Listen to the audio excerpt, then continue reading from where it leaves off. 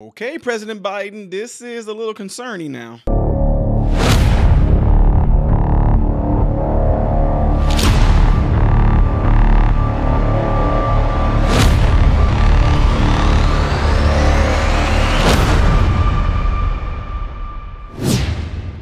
Good day, everybody. Welcome to my channel, Model Renaissance Man. I am Ty Smith.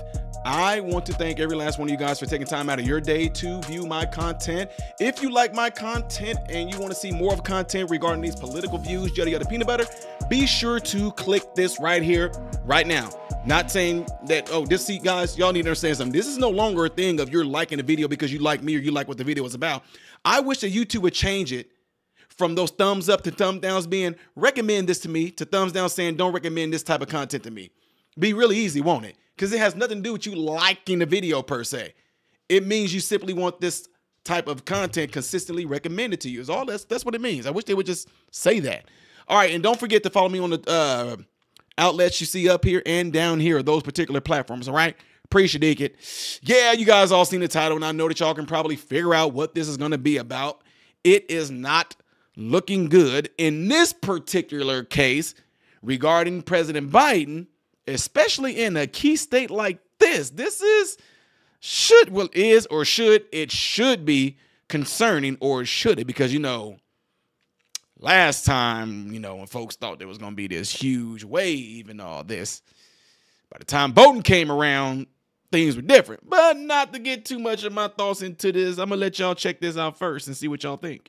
Okay, so joining us now for more on all of this is Guy Benson, host of The Guy Benson Show on Fox News Radio, a good friend of ours. Welcome to the program. Hi. Good morning to you. I want to get to this breaking news from the Des Moines Register. They just came out with their brand new poll from Iowa showing that President Trump is leading Biden now 50% to 32% among likely voters. Not the kind of news that you want to wake up to Monday morning if you're on Team Biden. What is interesting is this Washington Post editorial board headline from Sunday. Let's put it up on the screen here. And it says, Biden should assume the polls are right, not wrong. President Biden has a polling problem and he needs to admit it. Guy. Let's talk about this Des Moines Register poll, because Trump at 50% in Iowa is not that much of a shock. He won the state comfortably in 2016 and 2020, 8 or 9 points. Joe Biden at 32%, the incumbent president, in what has been a swing state not that long ago. That's the eye popper, an 18-point margin, because Trump is strong. He's got the bare majority, but the incumbent has less than 1/3 support in that state, which is an astounding number. And you might say, well, this is a weird outlier. We haven't seen anything really close to that. But I would point out this is considered the gold standard poll in the state of Iowa. It's a woman, Ann Seltzer, who runs it, and she almost nailed Trump's margin in the last 2 elections in Iowa. In fact, Trump barely outperformed her poll, just a little bit. So if he's even in the ballpark of up 18 points in a state like Iowa, the story isn't Iowa. The story is Minnesota to the north, Wisconsin in the neighborhood. If he's got that kind of margin there and she's tracking that correctly, the Democrats have to be very worried about the upper Midwest in general. Yeah, make a lot of good points there. Washington Post is on that. I should just read this.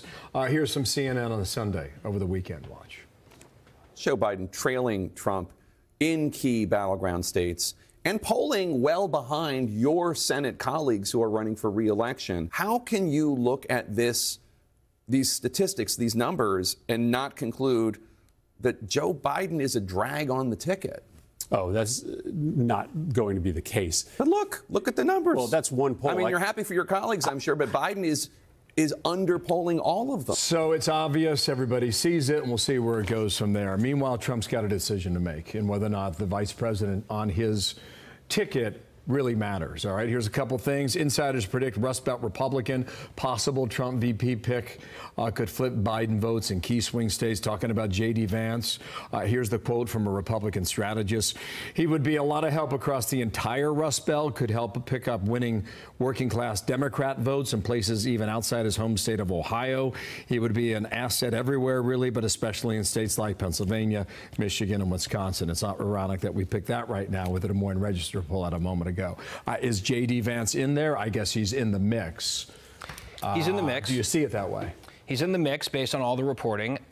I've kind of looked at all this with a jaundiced eye for a while. When they leak out, all right, we've got the final finalists, and we're doing some more vetting of only these people. Part of me wonders, is that misdirection? Are they going to go somewhere else? I'm not sure Trump needs help with the types of voters they were just talking about. I think Trump is the help with those demographics. Where he needs help is in suburban areas with sort of a more sort of like traditional-ish normal Republican to reassure voters who kind of want to go to Trump, but they're a little uncomfortable with him as a person.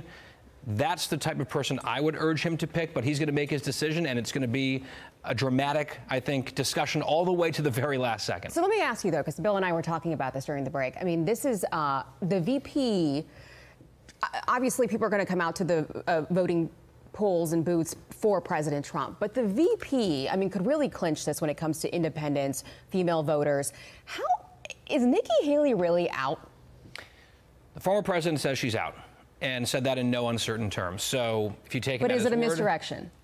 Possible. I mean, I think that there's some other people in the mix who aren't being discussed who would be intriguing. We just talked about Iowa. Kim Reynolds, very popular governor there. I know that she backed DeSantis, but Mike Pence endorsed Ted Cruz in 2016, and Trump picked him anyway. Mike Pompeo, I think, is an interesting name. Who knows? But it's probably one of these names, Burgum or the rest of them. But you're right. There are certain voters who I think are teetering. They are tired of Joe Biden. They cannot take it anymore. They're not 100% sure they want the whole Trump show back. And giving them a different look of a Republican that makes them feel a little bit more reassured, I think that is probably a priority here in terms of doing the electoral math. And Trump ultimately does have sort of this instinct about what voters want to see. Sure. We'll know within a month because that's when the convention rolls. Yeah, we have to know. Thank you, guys. We'll see you on the radio, okay? See what I'm saying? Sounds good on paper, don't it, y'all? Let's keep it real.